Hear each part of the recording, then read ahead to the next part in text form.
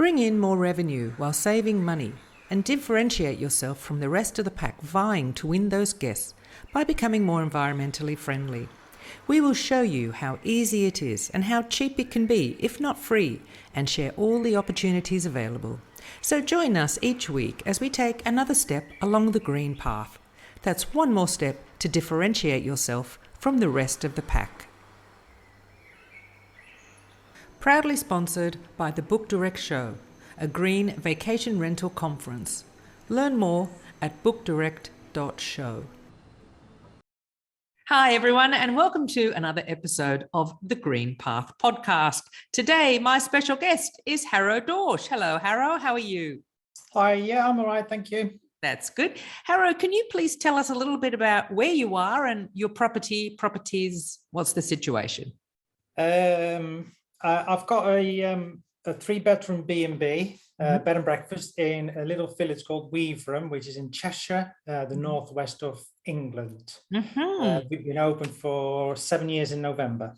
Oh, lovely. Okay. So you are on a journey to making your property more environmentally friendly. Is that correct? And that's correct, yeah. And how did your journey start and why? Well, our journey started probably about 13 years ago when the house wasn't actually a B&B.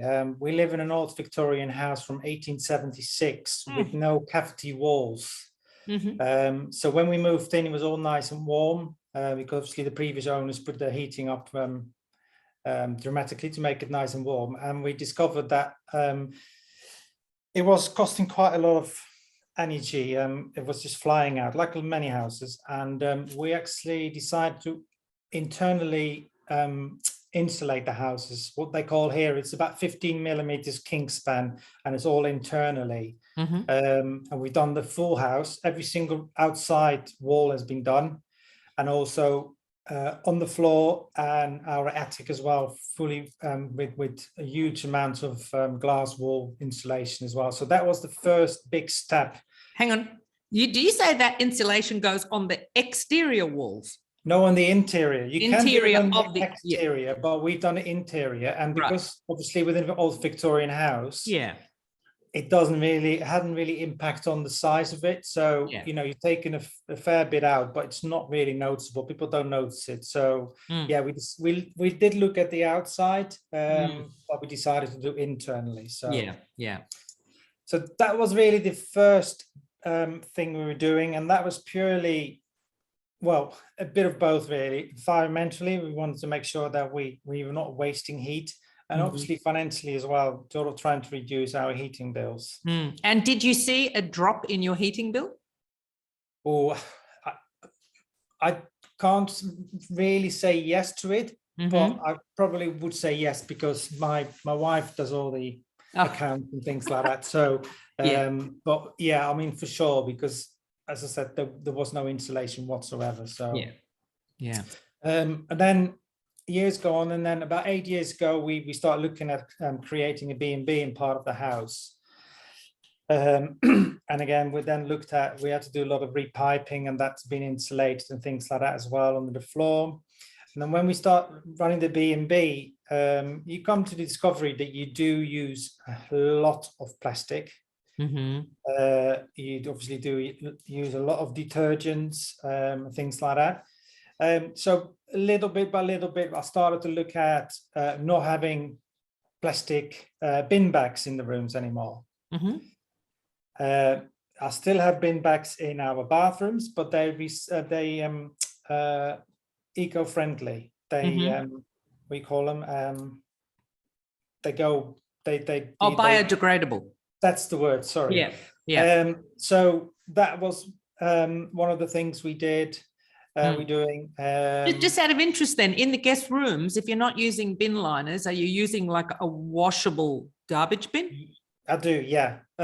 Just the plastic garbage bin, easy to clean. And now also we've got a little recycling thing on it, so people, any sort of wet stuff. Sometimes people put tea bags in it and things like that. Also, we don't use any plastic milk sachets or anything like that. We give people fresh milk in glass bottles. We have fresh coffee in the rooms as well. So with a cafetiere, so again, it doesn't use any coffee filters or any coffee bags. We use obviously bulk shampoo and conditioner. So they're refillable as well. So we buy them in 5-liter bottles. Again, you know, that's probably one of the better ways. We're looking at different ways, but, you know, have not found it yet. Together with the insulation as well, all the windows are double glazed as well, and all renewed fairly recently as well. So we keep updating them as well to make sure they're up to date.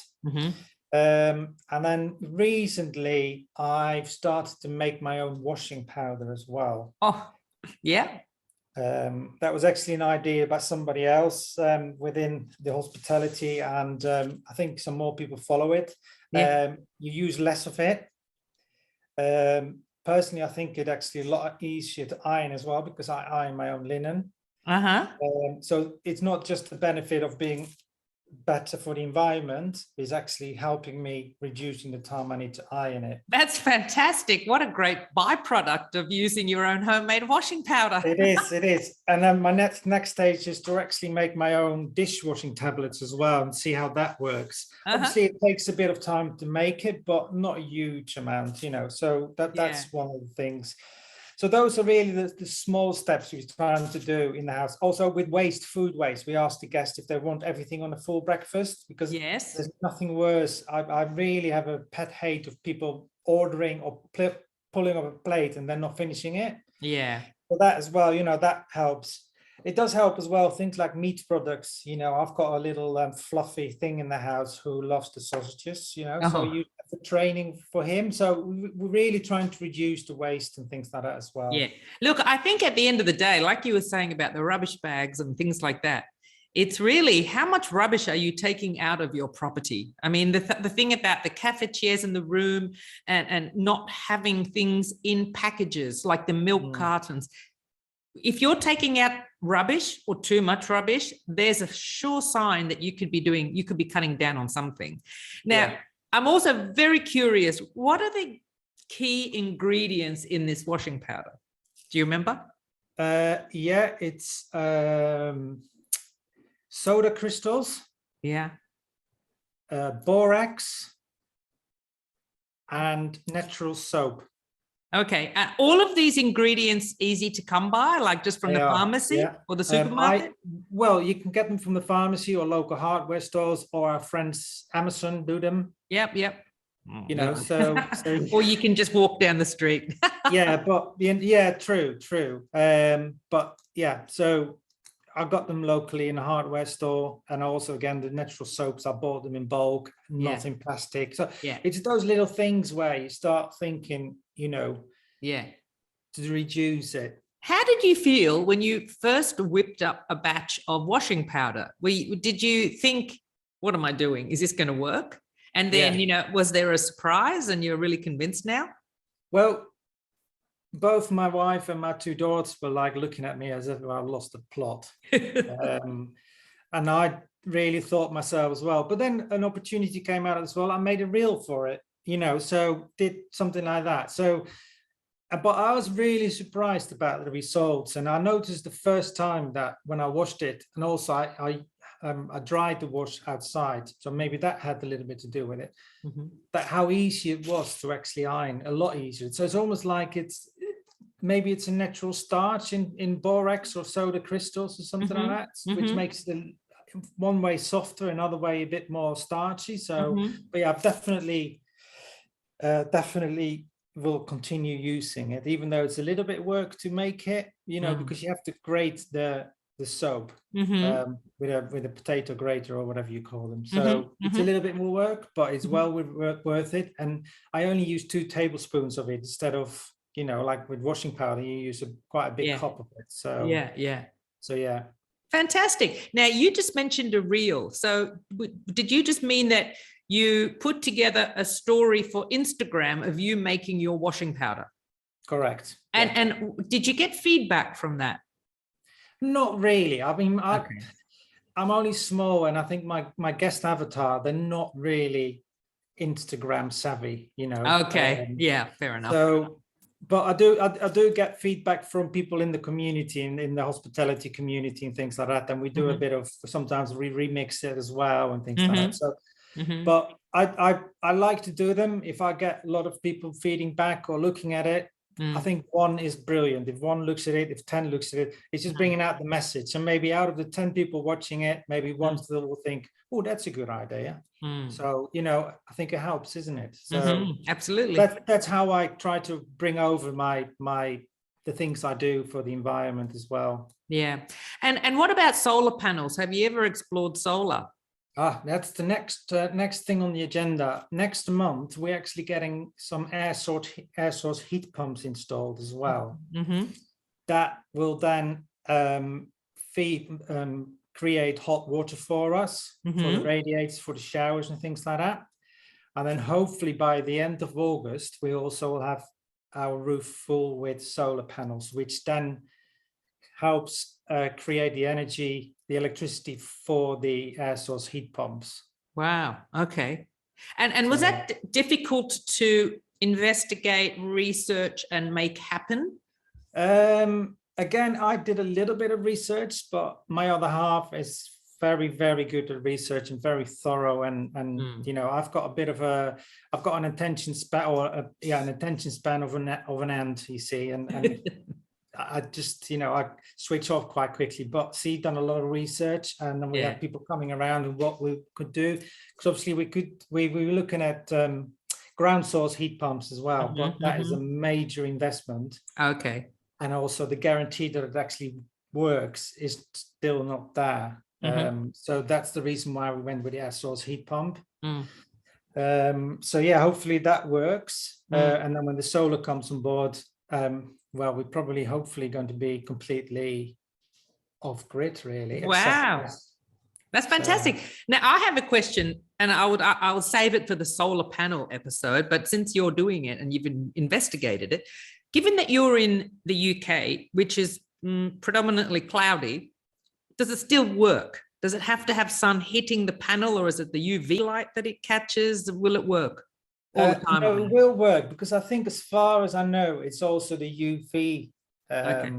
Yeah. So and yeah, I know you say it's always cloudy, but we've been quite lucky with the weather so far. So yeah, fingers crossed that it's that it's going to work. But also we got quite a substantial amount of solar on the roof. So you know, hopefully that will create it. And then at the back of that, we're hopefully getting a car charging point as well. So again, you know, we're trying to, you know, completely go neutral, but except from gas, which we use a gas stove, so that's a bit more tricky. So so this sounds like your journey is sort of snowballing. So you started off with we're just going to insulate the walls. Did you expect to keep going and doing more and more and more, or was the plan just to insulate? Yeah, we do, because we looked at solar panels shortly after we moved in, but at the time, one, they were very expensive still, and two, their lifespan wasn't that long. So I think the lifespan was actually shorter than the payback on them. So that was, you know, so we decided against it at the time. But we're now 15 years further, and you know, the stuff has developed incredibly. So yeah, but this time we took the step. Plus, we had the money to invest in it as well. So so you were thinking of the environment 15 years ago, not just to keep the energy in with that lack of insulation. So to put the insulation in, you were actually specifically thinking of the environment and with the ongoing things that you're doing to your property. Yeah. Okay. Yeah. So it's a mixture of thing, you know. Partly it's important, it's financially, but the environment is probably a bigger driver than the financial gain on it. So so yeah, definitely. Now you have a website? Yeah. Okay. Do you share with your viewers on your website about what you're doing for the environment with your property? Not on my website as such. I know I should probably maybe no, I haven't actually, but with the air source heat pump, obviously social media are going to do a lot about it. And now you actually jog my memory. I'll do it on my website as well. You know, with the help of blogs and images and things like that. So, so when your guests book with you, do they know that your property is an environmentally friendly property and you're working towards making it even more green? Do they know that? No, they don't, because I'm not really actively promoting it as yet. Yeah. But once I got the air source heat pumps and the solar panels, I want to go and have a look at, apparently there's companies now as well who can actually calculate your carbon footprint. Yes. So I want to do that. And then, once they say, yeah, you're carbon neutral, then sort of start, promoting it. Yeah. Then at least you can say, yes, I'm 100% carbon neutral, and you can go for it. At the moment, I don't really know. So I don't want to, bring false messages, really. It's very interesting because I was having a chat with someone yesterday, and we were talking about how much do you have to do before you can say, yes, I'm environmentally friendly. Surely 1 or 2 steps along the green path is enough to say we're working on it. And it's already it's a step in the right direction. And I think that in itself is already something to share with guests and with everyone, that you are working along the path, because you've been doing it for 15 years.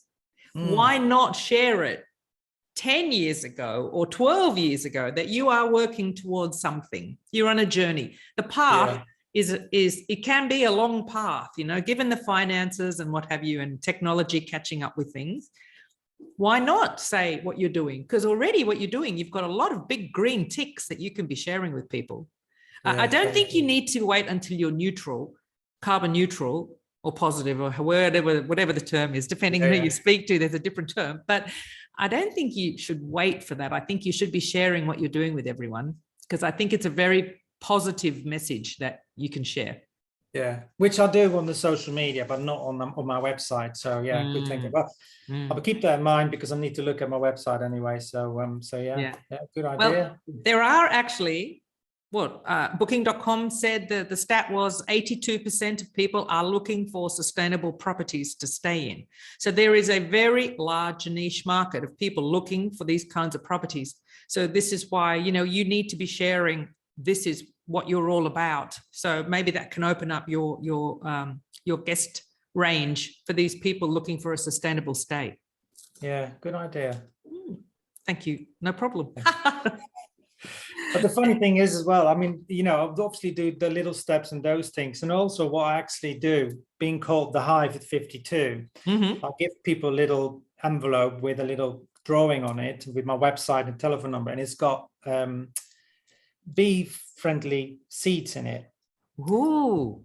So I give that to people as well. And also we had it in the garden at one stage. My wife wanted to have a wild bit in the front of the garden. And I was like, can I make it neat? And, so at least people see that we're doing it. And the amount of comments we got on that saying, I love what you do with the garden, have it wild and all that stuff. So even if you don't want to invest in stuff, a little bit like that, is actually, I had probably in week 7 or 8 guests saying, I love what you do with your garden, the wildflowers, the bees and things like that. So fantastic. People are, as you say, people are getting a lot more aware of it. And those kind of little things were actually noticed. We didn't notice the bin bags in the bathrooms, which are biodegradable, or they didn't really notice the bulk soaps in the rooms, but they noticed the flowers. So that was a nice little thing as well. So you don't have to do massive, solar panels and all that. These little things as well. Speak to people as well. So that was really nice. But I think that's a beautiful idea, to give seeds to people to take away and grow plants that would attract bees. That's beautiful. Oh, that's lovely. So you're still on the journey along the green path. That sounds wonderful. Is there anything else you'd like to add? Something we haven't spoken about yet that you're doing? No, not really. No, I mean, it's great to talk to you about what we do. And I think, obviously there's still, there will be developments and things like that. I mean, my next stage is getting an electric car, and do that thing. But then obviously we've got the solar panels to charge it and things like that. And then if we got a charger, then again, we can attract people with electric cars. So Yeah, yeah. but otherwise, no, I think I'm quite happy with what we're doing. It's quite exciting. It's quite daunting as well, because will it work? You know, big house, old house. So fingers crossed that it all goes to plan. I'm sure it will. You're doing a marvelous job already. Thank you. Thank you. Thank you very, very much for your time, Harro. If you have any questions for Harro, pop them in the comment box below. I'd love to continue a conversation about bees and flowers, gardens, things like that. That is lovely. Thank you very, very much for your time, Harro. Talk to you once we're down the road a little bit with the solar and the air source heat pump, and I can let you know how it actually works. And I'll Absolutely keep an eye on how much is actually saving me as well. So absolutely, that's another episode, definitely. Okay. yeah. All right, Thank you. Nice okay, bye. Bye bye. You too. Bye.